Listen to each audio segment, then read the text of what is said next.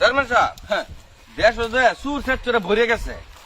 কিগুলা? আজপায়ের আড়া নিতেছে গা, কাল লোহের গরু নিতেছে গা, পরশু দিন নিতেছে গা অমুকের ছাগল। হ্যাঁ, এটা লাগে একটা ব্যবস্থা করে লাগবে না আপনার?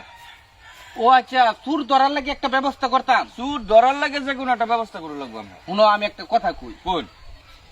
সৌদির সরকার আছে না, হ্যাঁ, সৌদির সরকারে গবেষণা করিয়া চিন্তা ভাবনা করিয়া দেখলো যে দেশের মধ্যে চুরের অসংখ্য পরিমাণ বাড়ছে। হ্যাঁ, সুর তো হমানি অ্যাভেলেবেল। চুর ধরার লাগে এক মেশিন আবিষ্কার করছে। পঁচিশশো করে হ্যাঁ, মেশিন সুর ধরার। এক বছরে চুর ধরছে 200। মাত্র 200 এক বছরে? এক বছরে 200 চুর ধরছে। এই খবর তখন ভারতে পাইছে, হ্যাঁ। তখন ভারত সরকার পাগল হয়ে গেছে। হ্যাঁ, আমার দেশের মধ্যে চুর বাটপারি সিটারে মানে অনেক ভরে গেছে।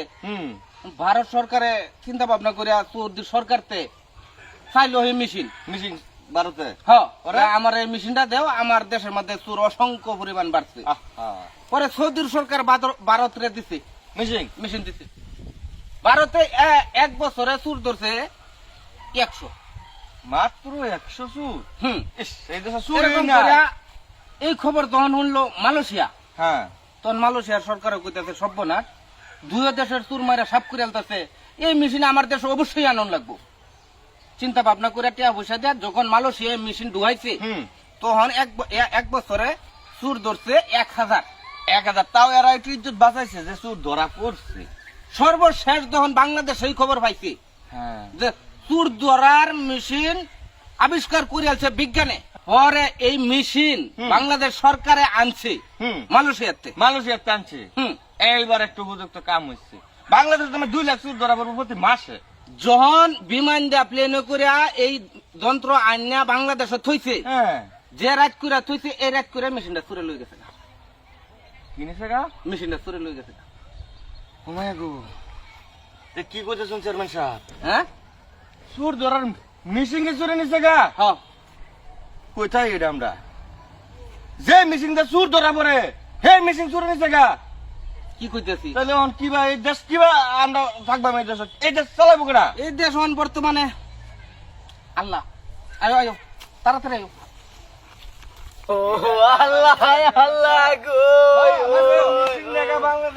ও খুদা এ কি করলা তুমি?